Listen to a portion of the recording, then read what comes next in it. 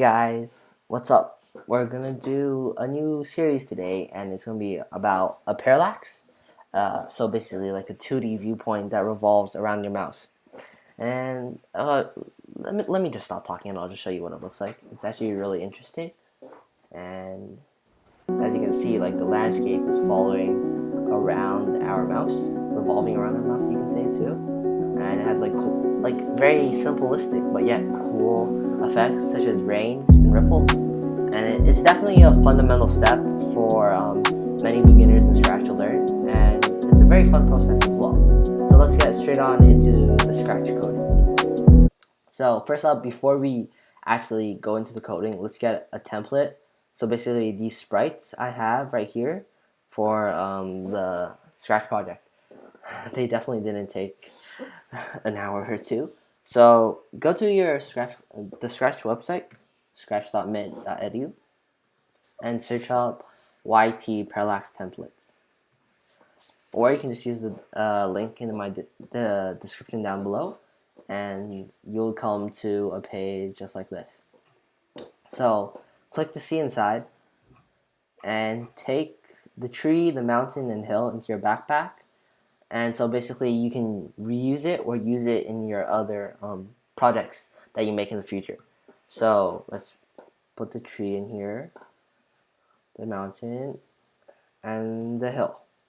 So now we can actually move on into creating the project. So once again, open the Scratch website, and this time go to the top left and click on the create. Okay, so now we're creating the new project, and let's name this first Parallax. Oh, my spelling is great. Parallax. And since we don't need the scratch cat, scratch cat, I've been recording so many times now. Scratch cat, and move it into the trash can. And just like what we did before, but vice versa, we move the sprites we just took and put them into the panel we have right here. Okay, so let's move on into coding. So just a quick note before any coding in Scratch or any language you do, you should always break it into smaller baby steps because it's simpler, and that's how computers work. They follow your commands almost step by step, like move forward one step, turn left one step, jump, and like they take commands like down to the most basic forms possible. So you should also think like how a computer would. Okay, so now let's think what we should do first. My project definitely is a few steps. So first we want to make these three sprites move around my mouse. Then once we finish that, we wanted to make the rainy effect, and then the background, and then the ripples. So let's first start by trying to make the stuff move. We can just try by making this tree follow to wherever our mouse is going. So first up, you wanted to start when we click on this green flag, but as you can see, nothing's happening. So we want to come to events, because it's an event. When something is clicked, that's an event. So when the green flag is clicked, we want the tree to move. So for the tree to move, it's under motion because the tree is moving, and we'd want it to go to where our mouse is, and conveniently it has a block called go to, and then we can click on the drop down menu to get the mouse pointer.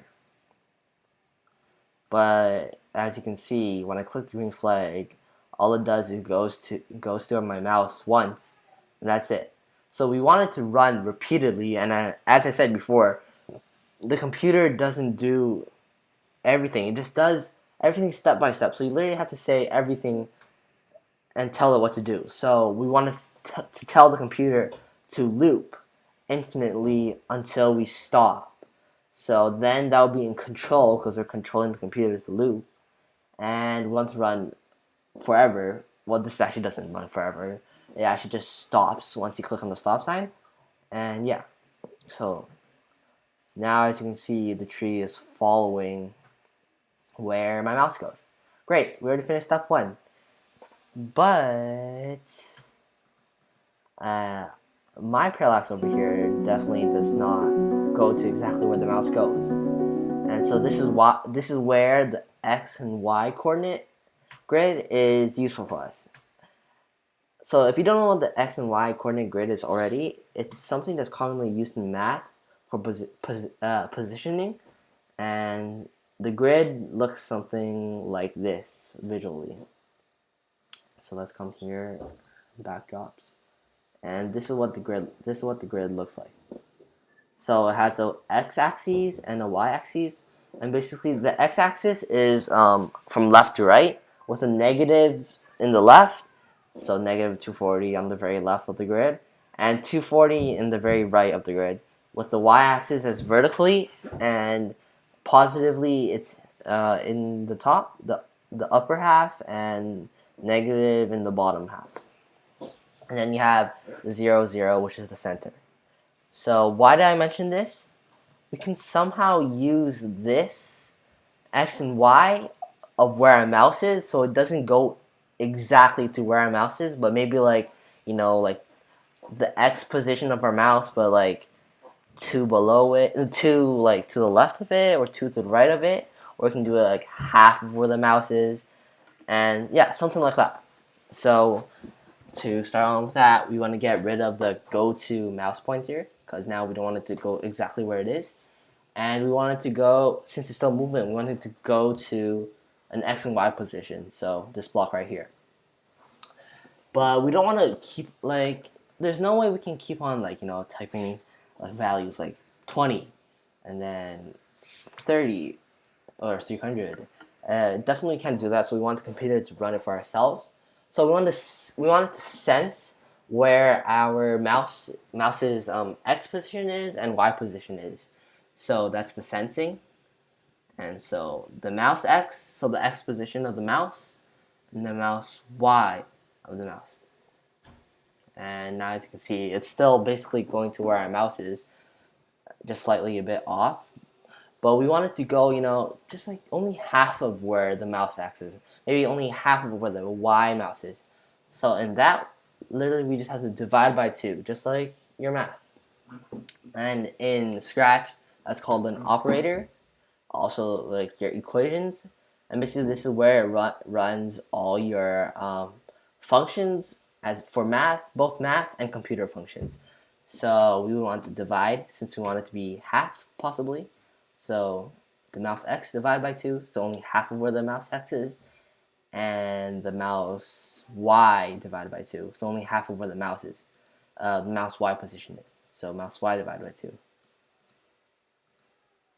And great, so now it's only moving half of where our mouse is. But that's still a bit strong for where my project is. So, and oftentimes when you're doing coding, you definitely have to like do test inputs. So let's just try few different numbers. Possibly divide by 5, so 5 times less. Oh, that's a bit closer. But that's still a bit fast. Let's try a 9. And yep, that's definitely what we had in my project just before. So now we can just do the same thing for the mountain and the hills. So let's just arrange how it will look like, because you definitely don't see this sharp edge of the mountain right here in my project. So you want to cover it up with the hill, and then put the tree here. Looks really nice. And let's code the hill and the mountain.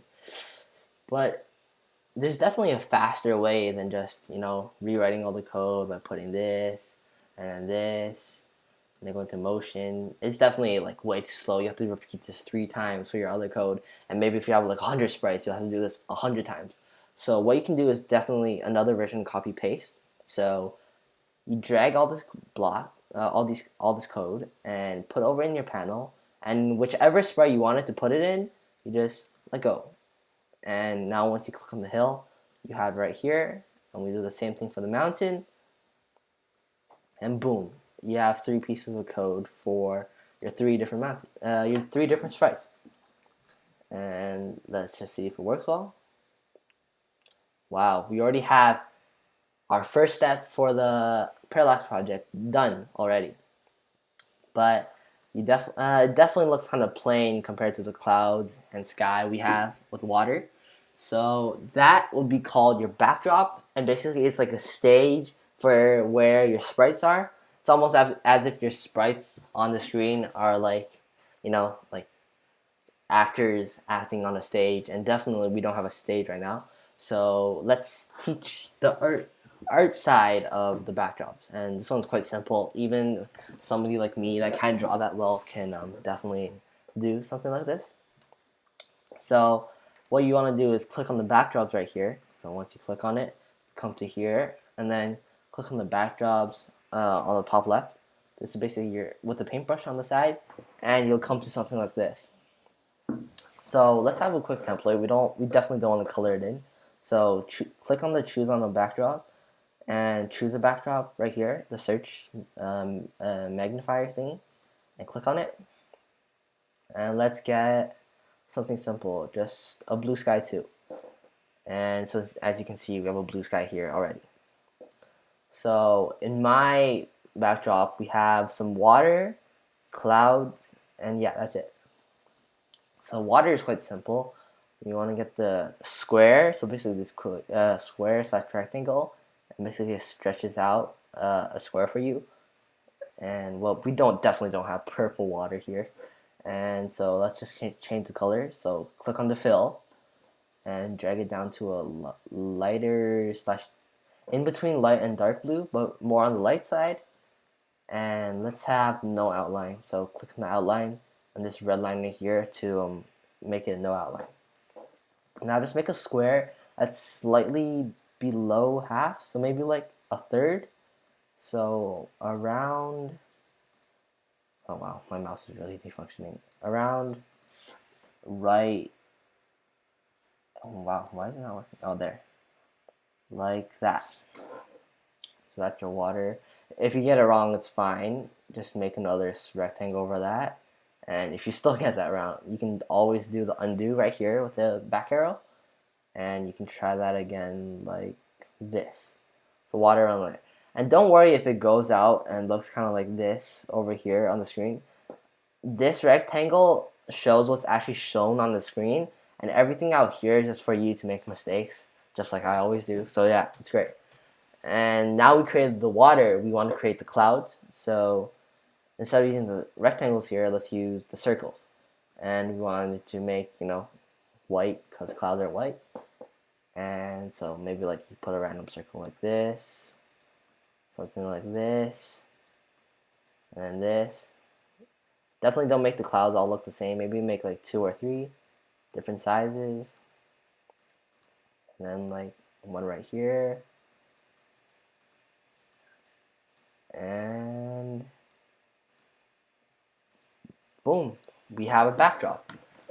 And as you can see, with only a few minutes of coding, we already have a very simple parallax with no effects. And yeah, definitely show this to your parents, your family, and impress them with how quick you coded it. And I'll see you next time in adding the rain effect, and then the ripple effects, and music. Thanks, guys. Like and subscribe.